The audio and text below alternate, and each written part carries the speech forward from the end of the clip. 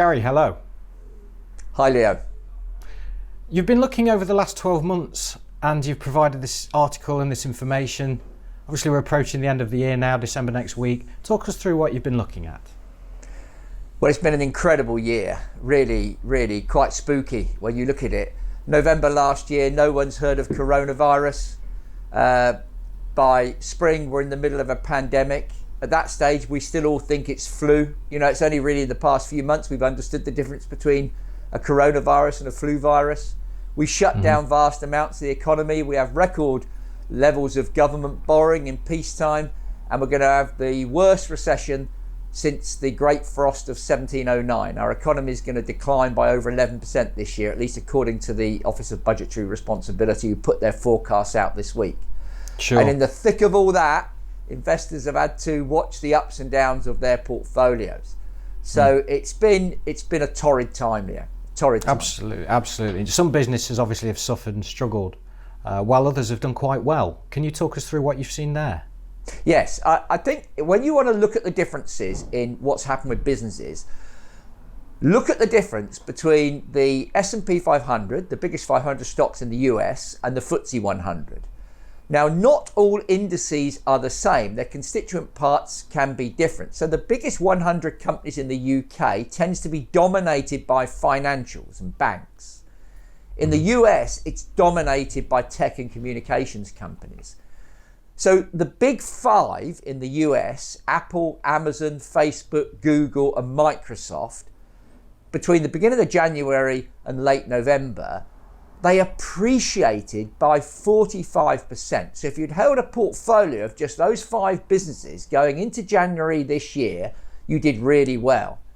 In the UK, however, by the way, and the S&P 500 is now up to record levels. It peaked at a new level late November, whereas the FTSE is still way off.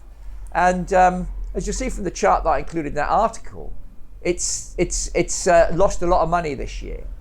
So it's been difficult to navigate, and it really has been a haves and have-nots, which is why I was really, really pleased that our multi-asset funds have all delivered positive returns in a period like this. They've essentially recovered. Yes, it was tough going into the end of March because the market plummeted.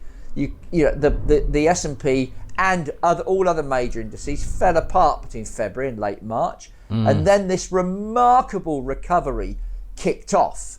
Now, if you look back on some of our articles and the chats we've had through this year, we said we were finding great value in a lot of businesses, and when you do that, it's no good saying it. You've got to buy them. But I can tell you, even for a team like ours, which is reasonably seasoned, it's still difficult to go buying when the markets are falling apart. But that's what we did, and we were handsomely rewarded because we got we managed to catch the recovery and some, and so over the last 12 months, our investors have seen positive returns, which is fantastic. Well done, Gary, and that's something we'll touch on at the client seminar, which we'll be delivering virtually next week. Yes, Friday. We're going to cover that in a lot more detail. James is going to look at the events of the last 12 months, and we'll look at the breakdown in the calculations and obviously give people a lot more information on what Courtiers has been doing with their investments in the last 12 months. Excellent, fantastic. Ladies and gentlemen, if you're not already registered for the client seminar on Friday the 4th, please do contact us if you would like us to register you. They're still open for it. We'll look forward to hearing from any of you if you can join us on the day. Quite exciting, Gary. Gary, I'd like to crack on. Just one more thing while I've got you. Spending review this week, the announcement, Rishi Sunak. Have you got any views on that? Yes, I mean, interestingly, I will talk about this next Friday, but we're actually quite positive about the role that fiscal policy will play going forward. Mm-hmm. And that's what we expect is, more breaks, more spending, more infrastructure spending, more done to stimulate the economy, more done to get people into work, more done to get growth and productivity going again. But if you listen to the Chancellor speak, on his review, he was sort of saying that, there's incredible damage done to the economy this year. We've got to balance the books. It's a sacred duty to balance the public finances. Mm. But I think you have to look through the Chancellor's rhetoric and think about the need for infrastructure in this country and the need for this government to make a difference to the lives of the working class people that voted them in with a big majority last December. Mm-hmm. And low interest rates isn't going to cut it, I'm afraid. They need to create jobs and deliver a sustainable increase in standard of living. And you are not going to do that by going back to a policy of austerity and tax rises. It simply won't work. So I think what you're seeing is the Chancellor talking tough. I think what he's perhaps trying to do, you might be seeing a little battle between number 11 and number 10 Downing Street.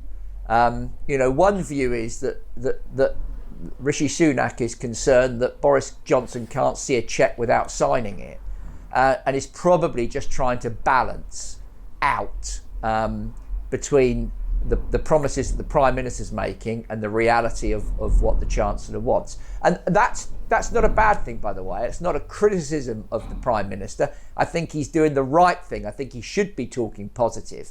And if you've got an optimistic Prime Minister and a miserable Chancellor, you don't want your company accountant to be a happy person.